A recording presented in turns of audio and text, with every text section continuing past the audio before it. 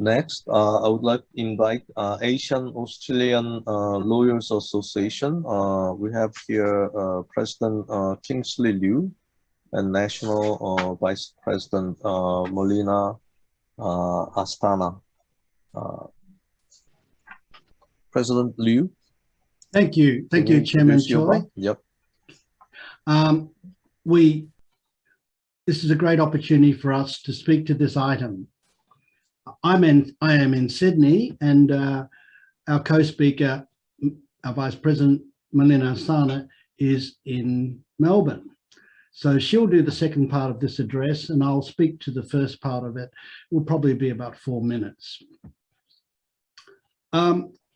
We need, in looking at our organisation, we need to start with a little bit of a recap of our history, Australian history. Now, Australia is a country founded on immigrants. It has a successful multicultural policy. We have a country that tries hard, but it is still growing to be part of Asia.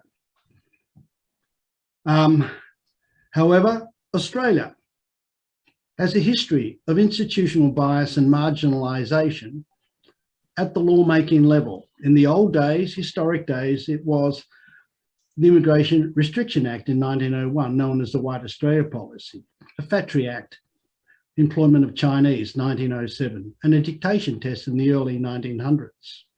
And one might say that there are still debatable elements of marginalisation framed in current law. With this kind of background, our association made its humble beginnings.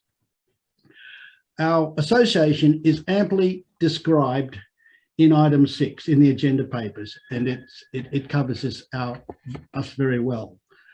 But I'll give you a little story about myself, as Molina will, to introduce herself. I was born in Australia, in Melbourne, but for various reasons, I had to go outside. And I worked in Asia, Hong Kong, Singapore, Taiwan, UK, and North America. I came back, I set up the first Asian stockbroking firm on the ASX, and I founded a law firm with the former Attorney General of New South Wales. The character of Asian Australian Lawyers Association is a bit different. We have gained a solid team of patrons.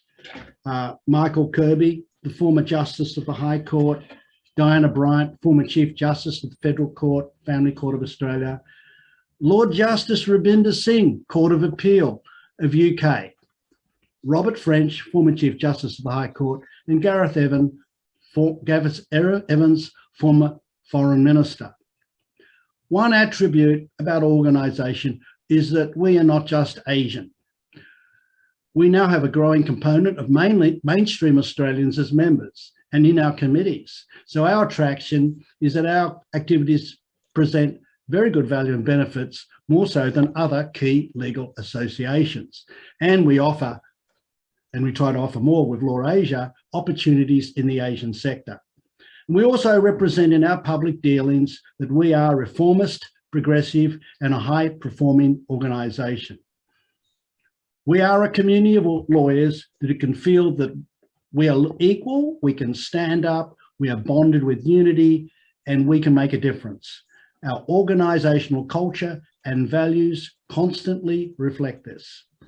Our emerging signature project is access to justice for culturally and linguistically diverse communities. And this represents about 25% of our population. It is the source of our greatest inequality in our legal sector. So we look forward to accessing benefits from LAWASIA and contributing and collaborating with members in your organisation. Now, I'm going to hand this over to Molina Asthana to tell a little bit about herself and her comments, and to finish off. Thank you. Thanks, Kingsley. As Kingsley mentioned, I'm the National Vice President of the Asian Australian Lawyers Association. I'm also the current Vice President of the Law Institute of Victoria. I'm very excited about this opportunity, not only for what it brings for us, but also because it is an organization that I have been very familiar with since I was a child. My grandfather was a Chief Justice of one of the high courts in India. And he was a very active member of LAWASIA who traveled and spoke at conferences in various jurisdictions.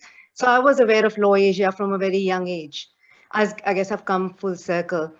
Going back to the historical context that Kingsley mentioned, it is relevant in that it helps us in understanding the lack of diversity in the legal profession in Australia and why Asian Australians in the legal profession face unconscious bias and the resultant bamboo ceiling. This was something I personally experienced when I moved to Australia 17 years ago. In spite of having practiced in India at the top level for a number of years and having done a Master's of Law degree from the University of Melbourne, I was told that I would never get a job at a top-tier firm or even a mid-tier firm, and that I should possibly apply for roles in boutique firms and even consider changing my profession. It was my connections from having attended conferences of organizations like LAWASIA that I had contacts in Australia and who I tapped into to get my first job at a top tier in Australia.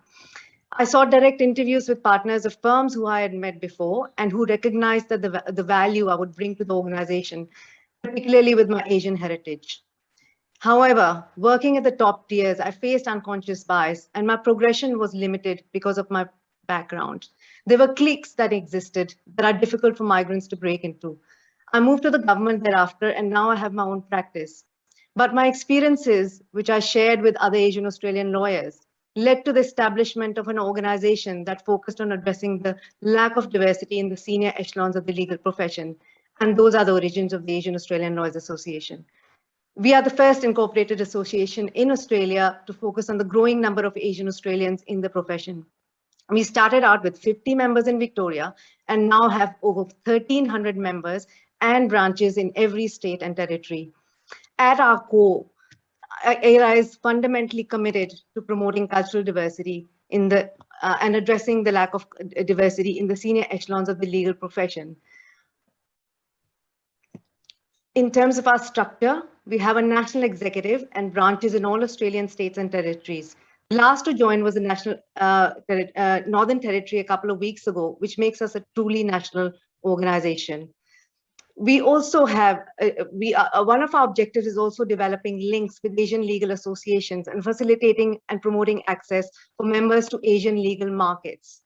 And that's where we see our us being a part of LAWASIA as a very important collaboration or an association and a network. And we look forward to growing our relationship with legal associations across the region. Thanks again for the opportunity, and we would be pleased to answer any questions that you may have of us. Thank you. Thank you. Thank you very much.